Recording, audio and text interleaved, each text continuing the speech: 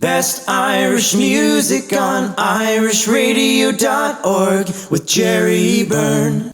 Irish Radio, I'm Jerry Byrne. I've been speaking to many people from the music, from the great and the good of music in Ireland since the start of lockdown. I've got a gentleman now who's been steeped in the music industry his entire life, from playing in a group together with his brother and sister, a huge success, then going on with his sister's country band, also being a manager, a songwriter, a promoter, organiser of weekends and trips away and all the rest of it, and also turning his hand to songwriting, which he's made a major accomplishment with, having written many hit songs. I'm delighted to say hello to the one and only Billy Morrissey. Billy, how are you? Jerry, how are you doing? It's lovely to speak to you, and hello to all your listeners out there in Radioland. Lovely, Billy. Great to talk to you. Listen, you started out with your brother Norman and your sister Louise and the Morrisseys. That's right. Jerry, we were only kids really when we started. We literally had only barely left school when we were playing music, and it was something we always wanted to do. Music was in our family. My dad used to play in a local band. He was a farmer as well, but he loved music, and my mother played a little bit. So we were really steeped in music, and we were always very interested in getting on the road. We didn't know anything about the business, but we tried to learn as we went along. But we started off a little ballad group, folk group, and we played for many years in Ireland. We had great success. We were very lucky. We toured. We used to go to Scotland and England and Canada and the US, and got to see the world literally. And we travelled as the three of us, and as I said, we weren't really kids. I mean, I was the eldest, and at the time I was 18, Norman was 16, Louise was 14, so we were, looking back at it, we were quite young. But we still managed to survive, and we had many good years, and we recorded 12 albums. We got a couple of gold albums in the middle of all that, and had some hit songs and all the rest of it, and we were very lucky. Indeed, it went an absolute storm. It was one of those things which, you really, as you say, you did have huge success. Now, after that, you basically, Louise went on the road. You were, I believe, managing her. You were certainly playing in the band. Yeah. What happened, Jerry, was we just noticed that there was a bit of a fall off in the folk business. The folk music thing began to get quiet, and whereas country music suddenly was becoming a big thing, especially in Ireland, and we had a sit-down meeting, we had a chat about it, and we said, again, Louise was a big country music fan, we all love country music anyway, and we said, let's see if we can do this. So we brought in a couple of extra members into our band. We brought in a drummer, we brought in a keyboard player, and we already had Norman on bass and Louise on vocal and rhythm. I was doing banjo, mandolin, and rhythm guitar. So we had our country band together, we rehearsed for a few months, and then we hit the road as Louise Morrissey and our country band. And again, we were very lucky. The first song we recorded really to launch the band was written about our friend and yours, Daniel O'Donnell, and the song was called The Night Daniel O'Donnell Came to Town. And that was released, and we got the Late Show the first week it was released, and that was a huge way to launch the band. And I mean, straight away we were in at a decently high level, and we were able to play in all the ballrooms, and we did. We're very fortunate. We did great business for many years, Louise Morrissey and her country band. Indeed so. I remember well the song The Night Daniel O'Donnell Came to Town, and absolutely huge that was. And I mean, then all the other tracks Louise recorded after that, which went to an absolute storm. It was truly incredible. Now, the songwriting, you've written many songs. Jerry, I was always fascinated by songwriting, even, long before I ever tried my hand at it. But I was always impressed by songwriters, and I would always listen to lyrics of songs. Again, lots of people don't. They just dance away to a song. But I would always be trying to hear what the song was about and so on. So maybe from that I began to do that. I was so impressed by people who could write songs. So anyway, I had a try, and I wrote a few little bits and pieces that nobody ever heard and nobody ever will hear, of course, as I was trying to learn by trade and improve as I went along. But then I had, thank God again, in the last few years I've had great success. The first one probably of note was I wrote Old Friends Are Best, and Trudy Lola recorded it and did very well for her. Old Friends Are Best became terribly popular, and in recent years actually Daniel O'Donnell covered the song, and that was a big, really was a big boost for me personally to have Daniel O'Donnell singing one of my songs. It was delight. And then I wrote a song called Keep On Keeping It Country, and that proved very successful. Then I wrote another one recently, last year, I'm Getting Over You, and Daniel and Snoop did that as a duet, and again, it did well. I wrote Thank You, These Are the Good Old Days, those kind of songs. I just really enjoyed them, and then other people have started to cover my songs now. Lucky has one of my songs. Declan Ernie has already recorded a couple of my songs, and now Mick Foster has just recorded a brand new song that I just wrote last week, literally. I'm sure you're familiar with Rachel Blackmore, the wonderful Irish jockey. Indeed. The great success she had in the steeplechasing, and of course she won the Aintree Grand National there recently.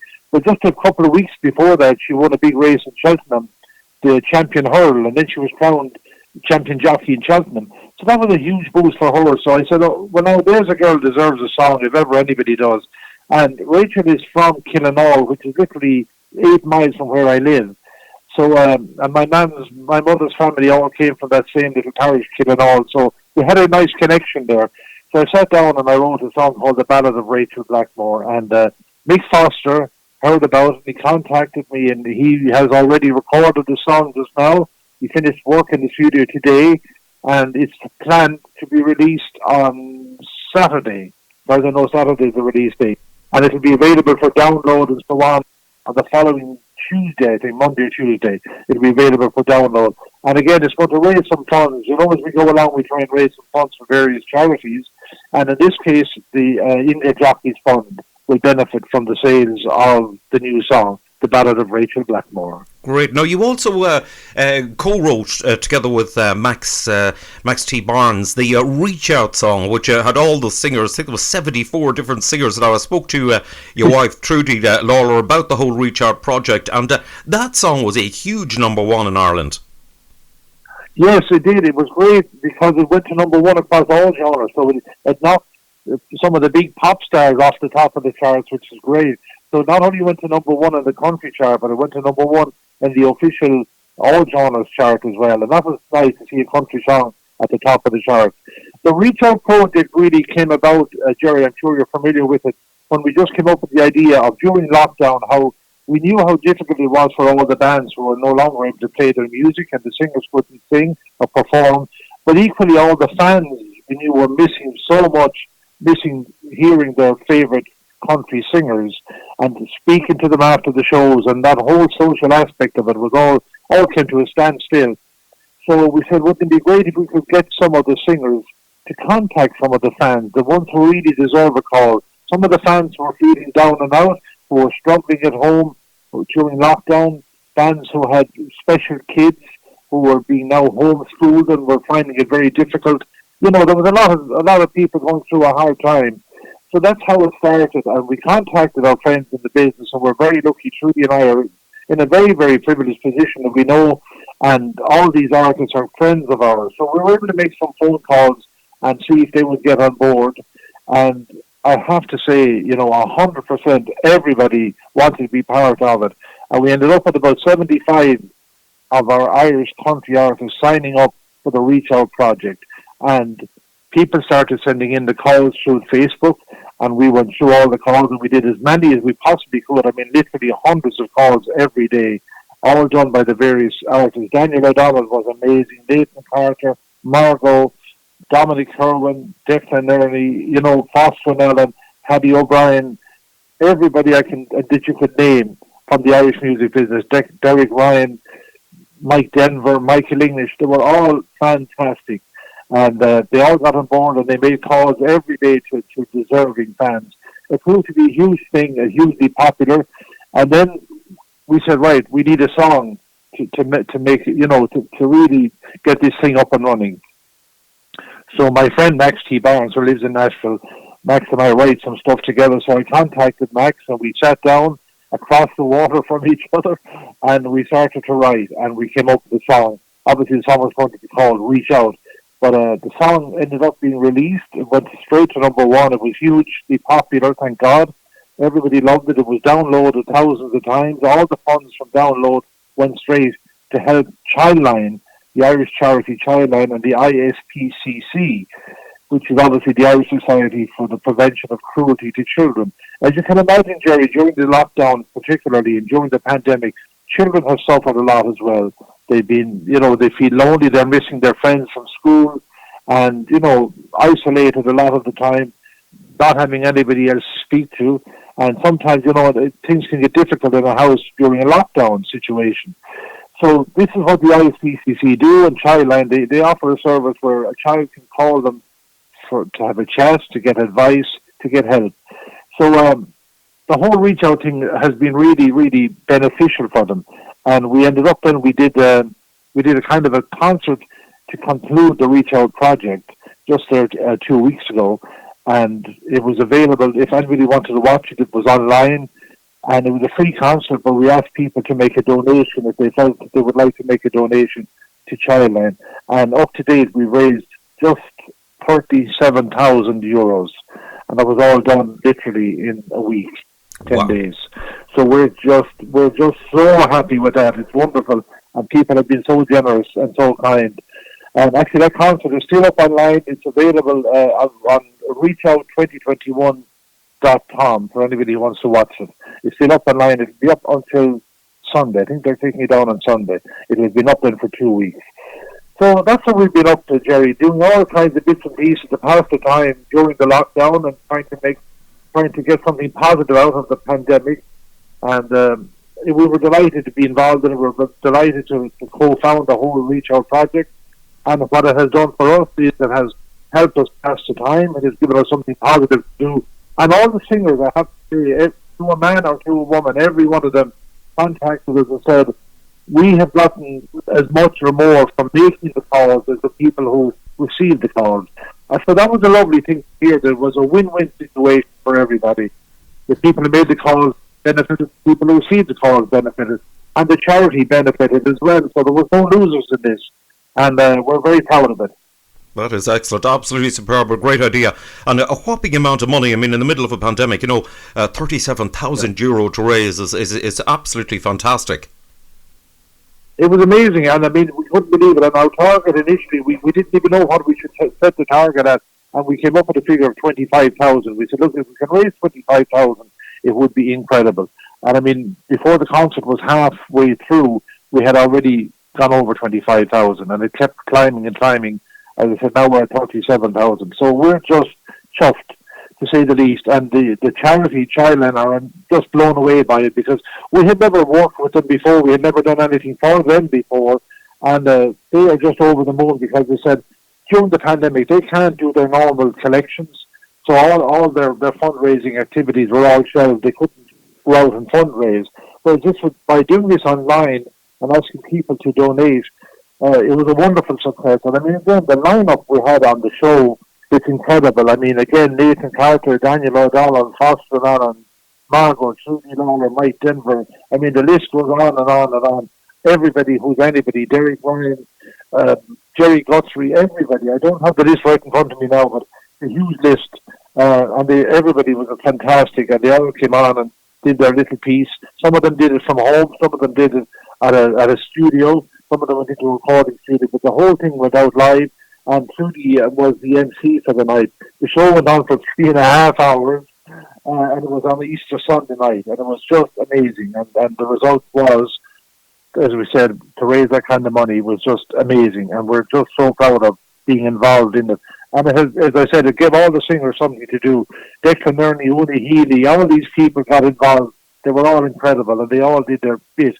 And it's a wonderful thing to have that, we can look back in a year or two when all this is over. We can look back. Jimmy Buckley, by the way, I have to mention Jimmy was on it. Robert Mazzell, Patrick Feeney, of course. All this Claudia Buckley. Brendan Shine was fantastic, hugely popular.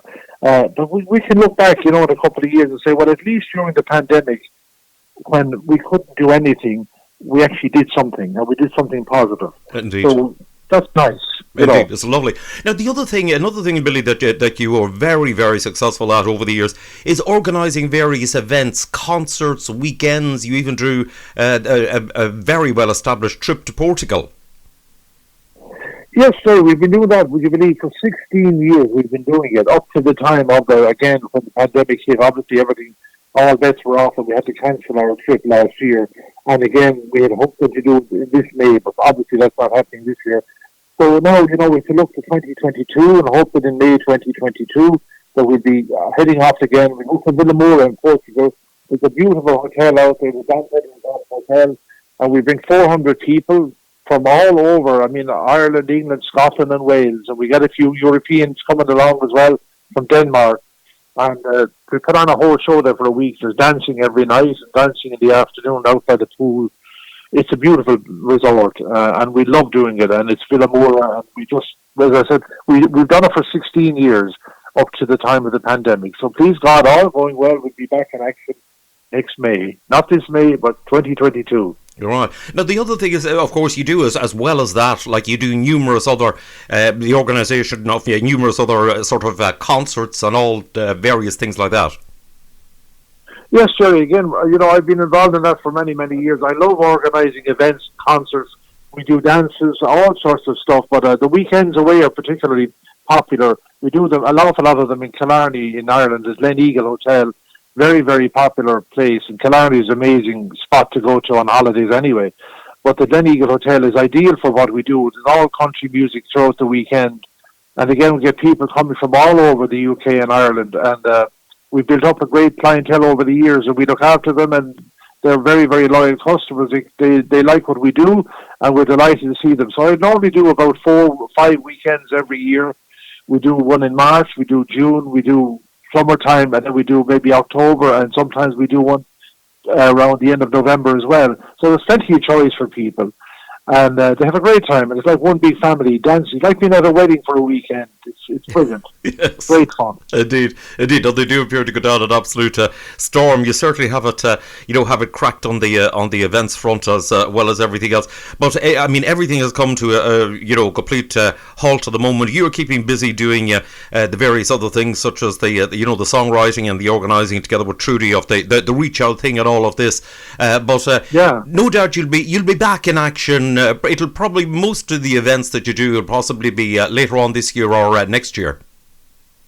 Yeah, really, I think it'll be, the way Ireland is looking, I'd say it'll be 2022, next year, when things will really get back. I mean, we're hoping maybe by Christmas this year, we might be able to do a few events, not small, but, a few concerts.